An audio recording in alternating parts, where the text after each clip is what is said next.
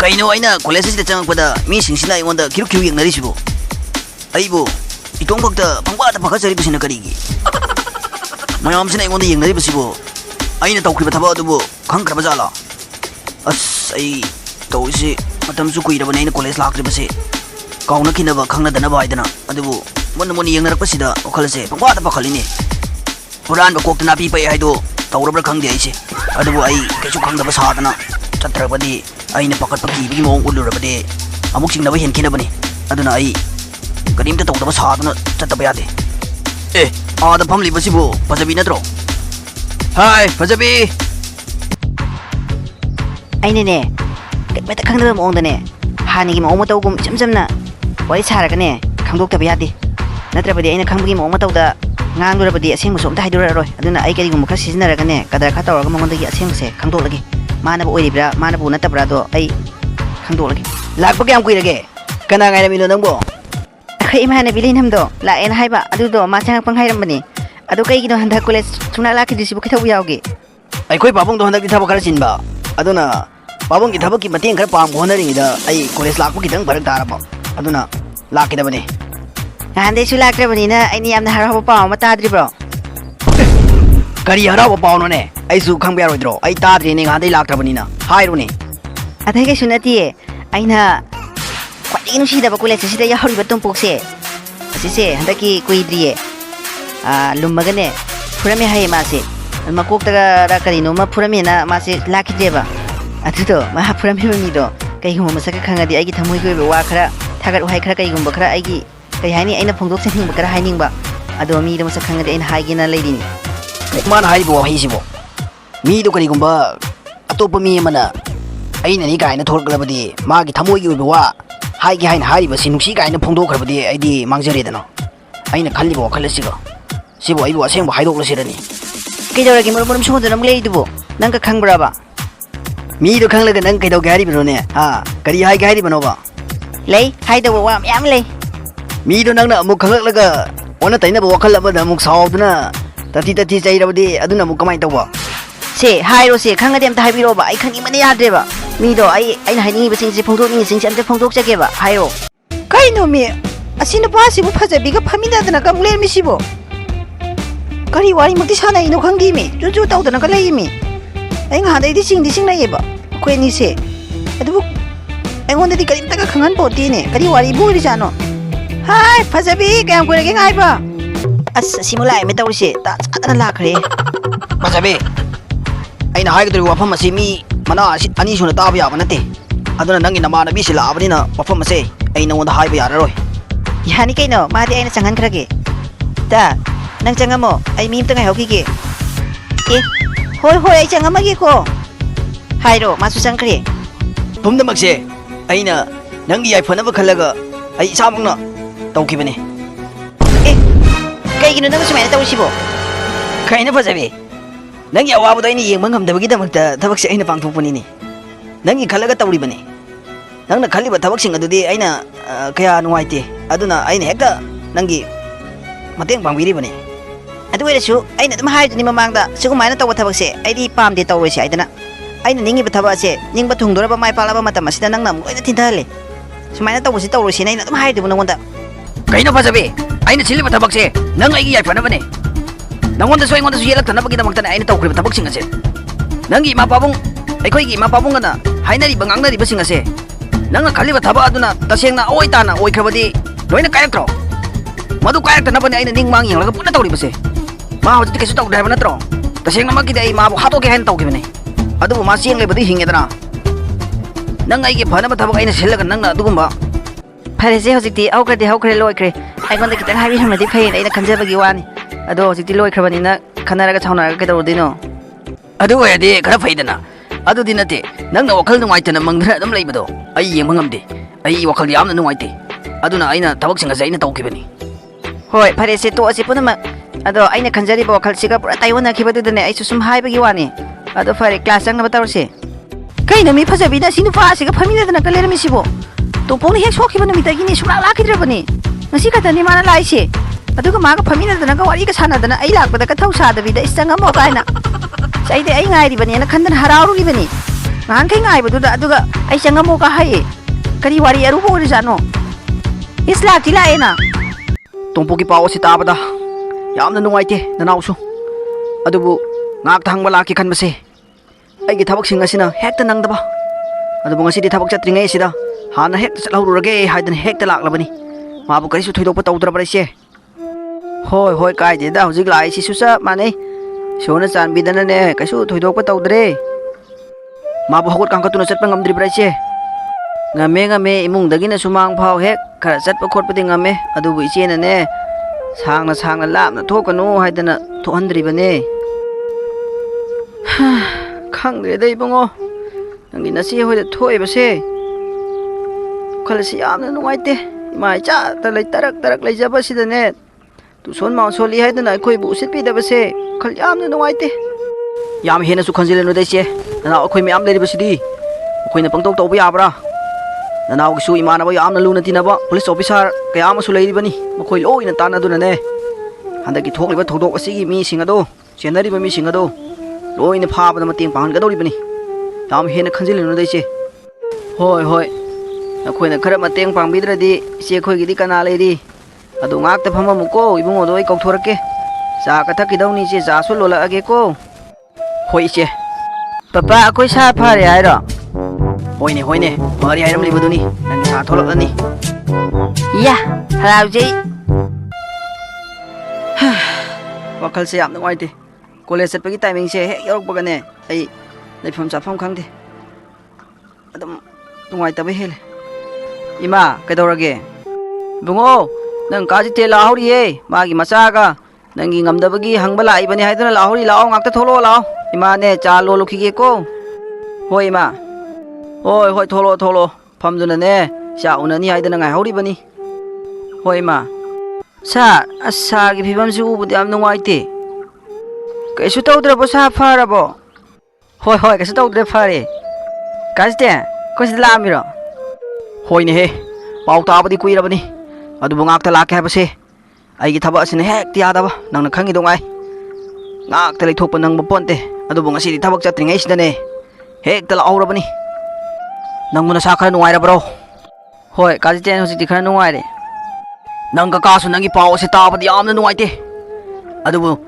nang na kari su thoidok pa tawda base yamna harawi nang ka ka gi imana ba yamna luna tinaba police officer ama lei makoi su ne tanaraga nangonda tawramliba tabak sing adu bu pangthoklamliba mi sing adu phabada mateng pangan ga dori bani nangi kokti yeliba bendes aduna karma matamda lokthok ka dori ba ibungo sa taxi ko se cha se tebal mathak ta thamge hoi kaka hoi nam ta hona biyo ima ai kokti yeliba bendes se bu karam kanda lokthok toino haima ima di kawro ren he icha na hoje ta pallaka ta ningsing le e hayeng oiram gani he phare che dudi hayeng ai hekta saminarasi fareda hayeng gari amata wai gi haidana khalamli bane tan chana ne inaw na hairak pase yamna fare hayeng hekta saminarasi ko papa akoi sa gi kokte yeliba bendese se hayeng lokthokni hairo hayeng lokthok doi ne o sa adu hayeng dei tuition tawba ya doira kari noi bungo matam khara di potha kisanun he nangbo nangi sar se bendese hekta lokthok bo hekta kan ga dhabana te ne nangbo madam kita di potha kisanun he hoi ado no ni tang dei potha ki ge ko aduga nangi tuition do hor doi ni sa se handak ti ukhi da ba kuiri mi kani sang sara ki nangbo ima ngasi di na cha ga cha jare ado isa ba ngasi college setra bro chale ima ado ima da ngasi pawam ta tamge na lakseri ni kari pau no mi chana tam ningi do tamo mi ado ti isa se sungu ukhi dre mi ke do yaw ge thab asin ma leira bro ima khoi pabung gi handak ki tika adu lam khara lape aduna pabung do thinok thin hek chat pa khot pa taw bada aina dum chale tawre aduna hek thadok pa farak ta aduna ima khoram da lak pa dum farak ta ki bagi ni ma oh phai pang bi dong ni ko kari noi chana hai ning le bado dum hai ro ima da na chana ngasi hodok ning ni ba wafam se atai kari sunate ngasi class lower ma matung fazabina yum da han bagi thoki ba du ai ngan da gi singna ba kuira bani aduna ngasi di ma gi matung da laptang nei na duna na chana adum chacha bani aduga di lap laba khunggang ama da ne ma na chali ba do maga class punna tamina ba nupa ma yamna laida student na ba nupa ma leiri ma adu ai di ngan da gi cham na dum class pun bagi loina ri bani haina khalam bani ꯑꯗꯨꯒ ꯉꯁꯤ ꯑꯩꯅ ꯎꯔꯨꯔꯤꯕ ꯃꯑꯣꯡ ꯃꯇꯧꯗꯨꯗꯤ ꯌꯥꯝꯅ ꯅꯨꯡꯉꯥꯏꯇꯦ ꯏꯃꯥ ꯈꯔ ꯉꯥꯡ ꯁꯛꯇꯅ ꯇꯧꯕꯤꯌꯨ ꯁꯨꯃꯥꯏꯅ ꯇꯧꯔꯕꯗꯤ ꯅꯆꯥꯁꯨ ꯈꯔ ꯋꯥꯔꯧꯔꯛꯀꯅꯤ ꯏꯃꯥ ꯑꯦ ꯀꯩꯅꯣ ꯍꯥꯏꯁꯤꯕꯣ ꯏꯃꯥꯗꯤ ꯉꯍꯥꯟꯗꯩ ꯈꯪꯗꯦꯃꯤ ꯅꯪꯕꯨ ꯗꯥꯏꯔꯦꯛ ꯅꯪꯅ ꯃꯤꯅ 우ꯔꯛꯑꯕ꯭ꯔꯣ 이마 나사나부 이마다 뭐 오이다 벙강 기가로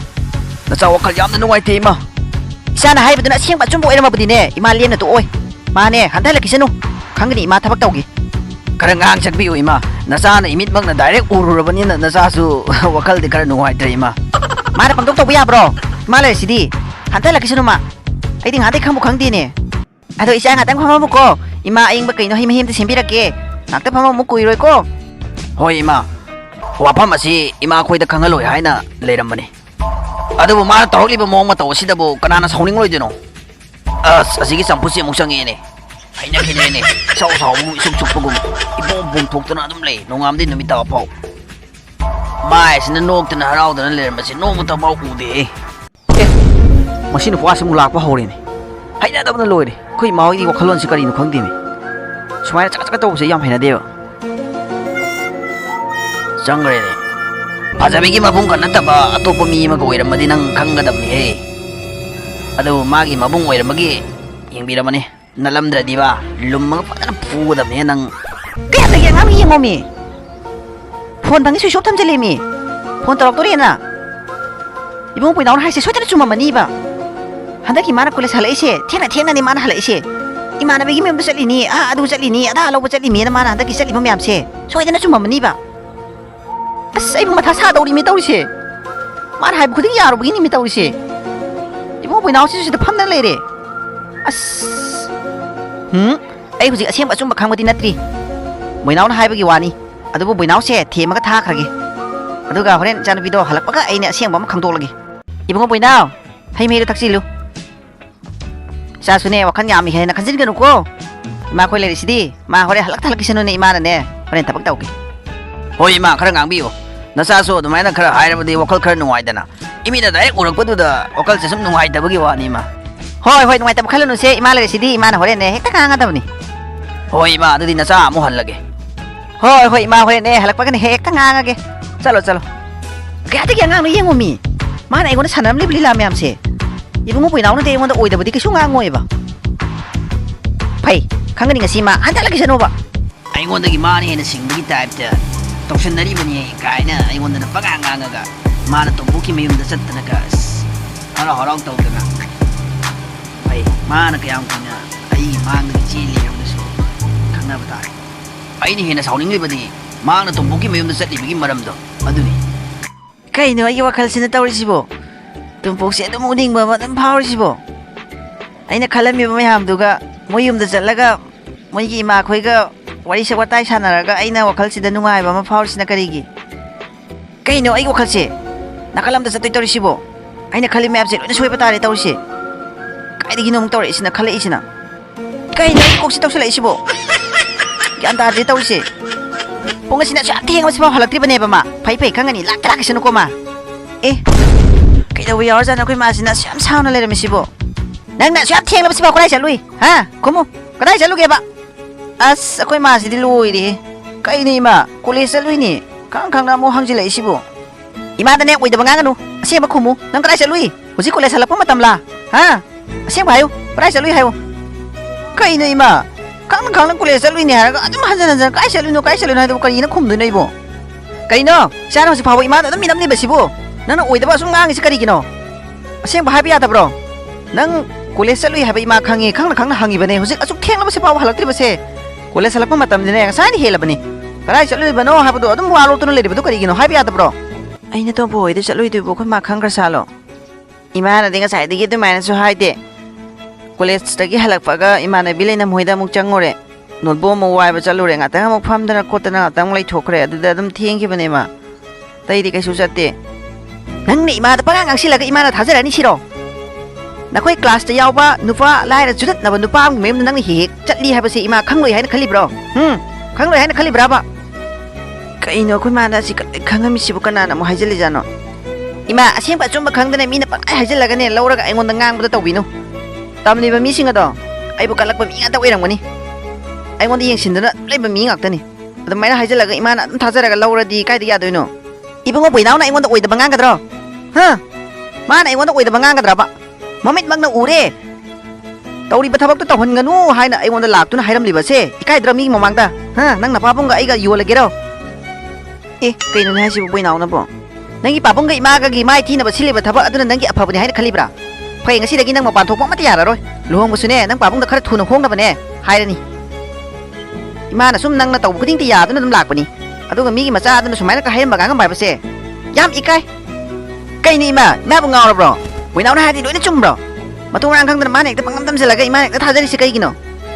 na cha dagi buinaw ne lu na khan mai mong ni ne nang na mayam ngang da ne ima na thaja ga da ban nati mi gi macha aduna yum masida lak la ga ne nang gi maram da ngangam cheiram bai ba se ima khoi gi jam na sok ko pham ni nang papung he horel halak pa ga ne ma na phone taw duna luhong bui matam se khar thujan na ba hayar dam ni nang su ngasi dagi mapan thok pa amati yara roi khange dana chango kainu me khoi ma se aina haiba khuding da loina thajaram bani yaram bani dum aina haiba sing do adu ngasi di aina haiba ngang ba kai mata wa mata lau khidre mi buinaw na kai no yam silam bani soi da nang khangi aina ngang ba kai mata chang khidre ba mai pa bo bi ma gi luhong ba se khar thujin na ba amuk ta hai kho kari amuk tawre mama thuna amuk luhong ning liba dubu ai gi marup aduga haina khiba wafam adudi wa lin he cha sing asina thabak amam tawjaraga mi amam oirma matam du luhong si haina haina khibani ne he hojik amuk thuna hong lasi hai rodi aibu amuk la na khan khinin he ho adu mai na haina khar sune khar thuna hong asi na hekta hai ro thabak sing do taw handra su yare ka daw gi ma su matom tari poi ba chao krab yum adu da leiri ba lan thum mayam adu bu kari tawru ga hai bano ekhoi su matom tani thabak to taw handra ba su taw hala roi si amta ne kita thuna hong na bane amta mai papung nam ta hai bi kho adubu nang ngasi yam thuna luhong ning liba sigi maram sibu kari no ngan gei di nong mata hai draga ngasi yam na thujalak liba sibu kaido bu yaurge sa pi se lam yam ni hele ma ga luhong tri be bungo du lak la ga ne khara ngang sak na taw hai na ne yum mas nang si hai ram me adu dagi ni aina thamni mak tri se thuna hong ning ba se ni ma sa da lak nang ngang bai ba se yam ikai amta ngasi am the ne phone taw du nam ta hai bi ko he nga la o hai na migi masa adu na ngalak liba hayak liba adu bu kari no engonda su hai udana khangal udana ai college ta ne ibe ma ga lai ko na tamina bu nu pa ma yawe yam lai ra su dat na ba ma adu ibe ma na ne lup tu na lai re ye yum da chat chat ta na adu gi ne ibungo do na u re ye adu gi lak ta na khoi da hairam liba sumaina sum tham la ba di ne hayeng patanung da tholak pa do re ba adu na ne khitang tu nu hong ki sai se pumna makse nang na thol liba ngak tani ngang ga do sai ga do matam na nang lai thok to na man hai ba makhai ya halle hojik yarak tra matam ma sida ai ngonda hairak liba ni natro khangdi mai babu adu da myam ngang anu amta ne thuni luhong ki na ba taw si amuk ta wafam do amta hawdo ko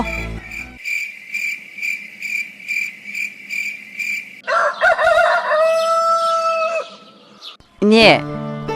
da tom pu sing asi de gi di bindis lak thok khar di yang ani ki sta roi ko